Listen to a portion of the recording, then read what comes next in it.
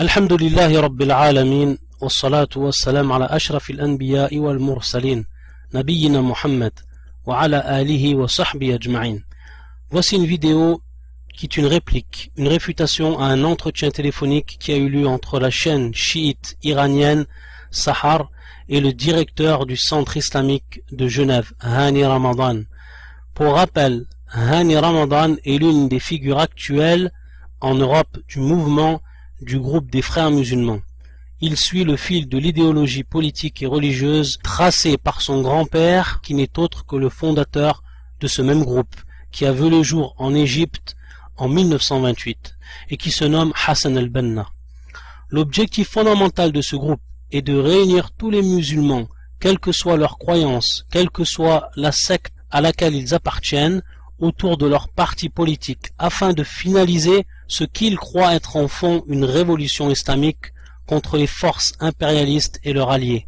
Discours trompeurs, malheureusement séducteurs, et combien de musulmans sont tombés dans le panneau, de par leur ignorance des bases même de leur religion, la religion de l'islam, la religion de tous les prophètes, fondée sur la concrétisation du tawhid. Notre prophète, sallallahu alayhi wa sallam, n'a cessé durant toute la durée de sa mission d'enseigner ce tawhid, l'unicité d'Allah Azza wa Jal. Il a éduqué ses compagnons sur cette croyance authentique, à partir de laquelle et pour laquelle ils ont ensuite combattu. Ils ont mis en péril leur vie pour prêcher cette croyance, pour la répandre, pour la défendre.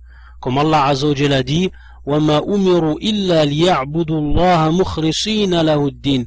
Et nous leur avons commandé que de n'adorer Allah Azza wa Jal en lui vouant un culte exclusif. Ceci est le but suprême et la mission du prophète de l'islam, sallallahu alayhi wa sallam. Cette base a été expliquée, détaillée par les savants de la sunna de consensus à travers leurs conférences, leurs rappels, leurs ouvrages. Dans cette vidéo, écoutez bien ce que va dire Hani Ramadan. Vous allez vous apercevoir de par vous-même quelle est la place qu'occupe cette croyance, ce tawhid auprès de lui. Chose qui n'étonne point, car comme nous le verrons plus tard, les frères musulmans n'ont en réalité d'autre objectif que de faire triompher leur stratégie politique, et bien même si cela était au détriment de la croyance authentique. Alors, je commence par une question sur la personnalité de l'imam Khomeini. Justement, alors, ces jours-ci, nous célébrons en Iran le 30e anniversaire de la victoire de la révolution islamique, le retour historique de l'imam Khomeini au pays après 15 ans d'exil. Comment vous voyez l'influence de l'imam Khomeini non seulement sur la révolution islamique d'Iran, qui est indéniable d'ailleurs, mais au sein du monde de l'islam et dans le monde entier, monsieur Ramadan? Alors, ce que l'on peut dire de façon tout à fait claire, alhamdulillah rabbil alamin wa salatu wa salam ala ashraf al-mursalin wa bismillah ar-rahman ar-rahim, ce que l'on peut dire, c'est que l'imam Khomeini n'était pas seulement l'imam des chiites, mais aussi des sunnites. Il a représenté un symbole qui était très très important pour nous. En 1979, lorsqu'il y a eu cette révolution, c'était une révolution qui se signalait par le fait qu'elle s'engageait dans le renversement d'un régime dictatorial, et cela a été un appel de résistance contre toutes les formes d'impérialisme de par le monde.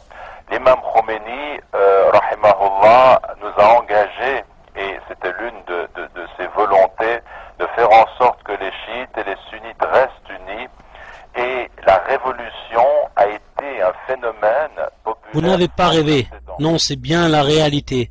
Hani Ramadan affirme haut et fort que Al-Khomeini est l'imam non seulement des chiites, mais également des sunnites.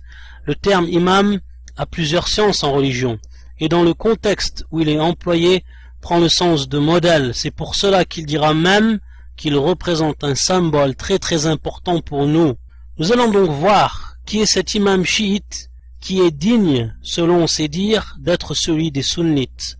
Voici de manière succincte ce que croit la croyance de cet exemple à suivre pour Hani Ramadan. Al-Khomeini cite dans le livre intitulé مختارات من أحاديث وخطابات الإمام الخميني, à la page 42, il cite, dont la traduction est la suivante: la question concernant l'absence de l'imam est une question de la plus haute importance. Elle nous permet d'être éclairés sur beaucoup de points, entre autres celui de l'application de la justice dans le monde entier auprès de l'humanité tout entière.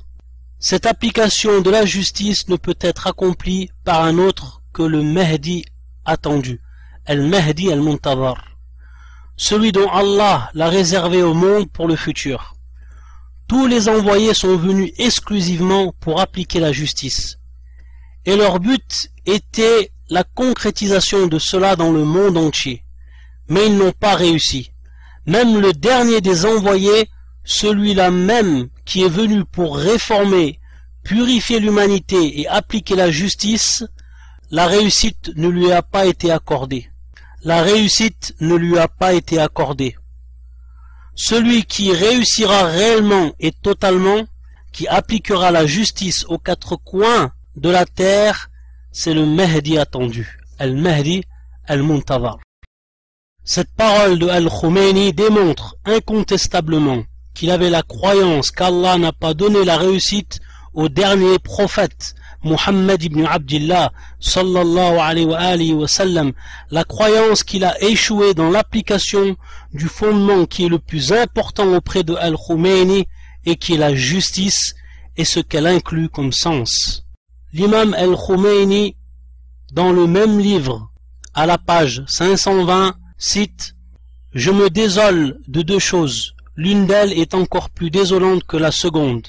La première est, depuis l'avènement de l'islam et la prophétie et ce qui les a suivis, il n'y a point eu d'opportunité qu'un gouvernement comme l'islam le veut, comme l'islam l'entend, puisse apparaître. À l'époque du prophète même, sallallahu alayhi wa sallam, et ceci en raison du résultat des différents problèmes rencontrés, à l'exemple des guerres et des antagonismes, l'état auquel le prophète sallallahu alayhi wa sallam a aspiré n'a jamais été mis en place. N'a jamais été mis en place.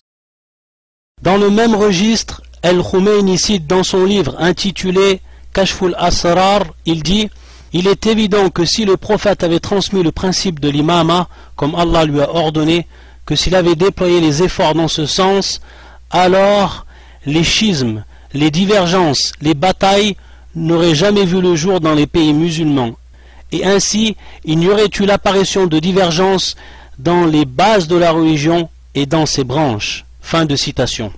À titre de rappel, le principe de Al-Imama, qui est cher aux chiites, consiste à croire à la présence d'un imam infaillible à toute époque, qui détient l'autorité religieuse absolue sur toute personne.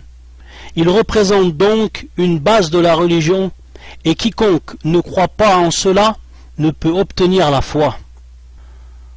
Observez donc comment Al-Khomeini accuse le sceau des prophètes, le meilleur des hommes, sallallahu alayhi wa sallam, de manquement à son devoir de transmettre. Pire encore, de dissimulation de ce qu'Allah lui a ordonné de transmettre. Et cela s'appelle la trahison. Ayadan billah. Je vous demande, par Allah, ô les musulmans, y a-t-il, en ce qui concerne la prophétie, et plus précisément la prophétie du dernier des envoyés, une pire mécréance que celle-là?